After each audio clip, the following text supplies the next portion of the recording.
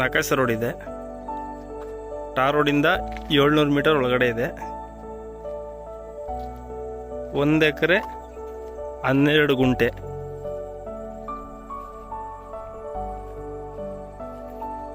ಕೋಡಿಹಳ್ಳಿಯಿಂದ 9 kilometre ಆಗುತ್ತೆ. ಕನಕಪುರದಿಂದ 25 ಆಗುತ್ತೆ. General property.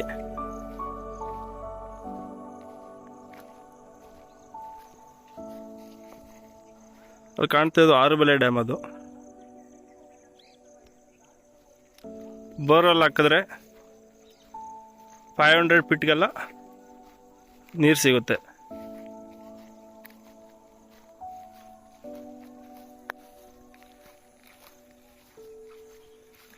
ಇದು ನಾರ್ತ್ ಫೇಸ್ ಬರುತ್ತೆ ರೋಡು.